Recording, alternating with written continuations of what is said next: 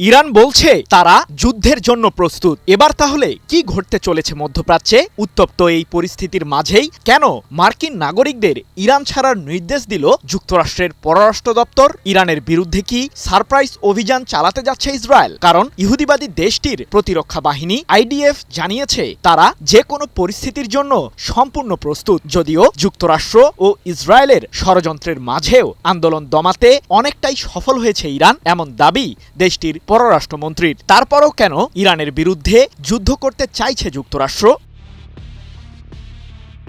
টানা 2 সপ্তাহেরও বেশি সময় ধরে চলা ইরানের সরকার বিরোধী আন্দোলনে মৃতের সংখ্যা 6 শতাধিক হওয়ার দাবি করেছে মার্কিনী মানবাধিকার সংস্থাগুলো। এমনকি ইরানে ইন্টারনেট বন্ধ থাকার ফলে নিহতের সংখ্যা আরও বাড়তে পারে বলেও দাবি ইসরায়েলের সংবাদ মাধ্যম টাইমস অব ইসরায়েলের। সেই সাথে পরিস্থিতি নিয়ন্ত্রণে আনতে 10,000-এরও বেশি আন্দোলনকারীকে আটক করেছে ইরানের আইনশৃঙ্খলা বাহিনী।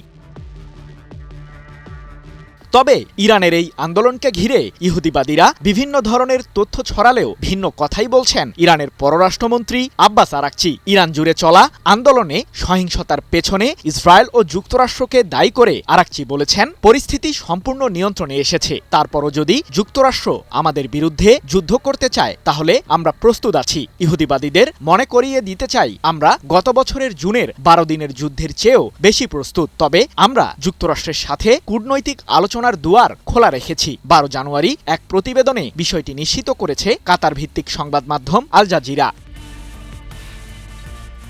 কি বুঝলেন ভাই? অনলি যেটাই চাই। এদিকে ইরানকে ঘিরে সম্ভাব্য মার্কিনী হামলার শঙ্কার মধ্যেই নিজেদের প্রস্তুতির কথা জানিয়েছে ইসরায়েলও। এ প্রসঙ্গে আইডিএফের মুখপাত্র ব্রিগেডিয়ার জেনারেল এফি ডিফরিন বলেছেন, ইরানের বিক্ষোভ একটি অভ্যন্তরীণ বিষয়, তবে আমরা প্রতিরক্ষামূলক প্রস্তুতি নিয়েছি। সেই সাথে পরিস্থিতি প্রতিনিয়তই পর্যবেক্ষণ করছি। যে কোনো সারপ্রাইজ অভিযানের জন্য আমরা সম্পূর্ণ প্রস্তুত। তবে তারপরও প্রশ্ন থেকেই যায়, ইরানে কেন হামলা চালাতে চায় যুক্তরাষ্ট্র? ইরানে অবস্থানরত নাগরিকদের আর্মেনিয়া ও তুরস্কে আশ্রয় নেওয়ার নির্দেশ দিয়ে মার্কিন পররাষ্ট্র দপ্তর জানিয়েছে, যুক্তরাষ্ট্রের নাগরিকদের ইরানে জিজ্ঞাসাবাদ ও গ্রেপ্তারের উল্লেখযোগ্য ঝুঁকি রয়েছে। তাই নিজ খরচে ইরান ছাড়ার নির্দেশ দেওয়া হচ্ছে। তাহলে কি ইরানের বিরুদ্ধে যুক্তরাষ্ট্রের হামলা অনিবার্য? সম্প্রতি মার্কিন প্রেসিডেন্ট ডোনাল্ড ট্রাম্প দাবি করেছেন যে পারমাণবিক ইস্যুতে তার প্রশাসনের সাথে আলোচনায় বসার আগ্রহ প্রকাশ করেছে ইরান, তাই তিনি প্রস্তাবটি গ্রহণ করতে পারেন। তবে ইরানের আন্দোলনে যেহেতু দেশটির সরকার বিক্ষোভকারীদের উপর সহিংসতা চালিয়েছে, তাই ইরানের বিরুদ্ধে প্রথমে হামলার কথাই ভাবছেন ট্রাম্প। সৃজন মাহমুদ, নিউজ 24।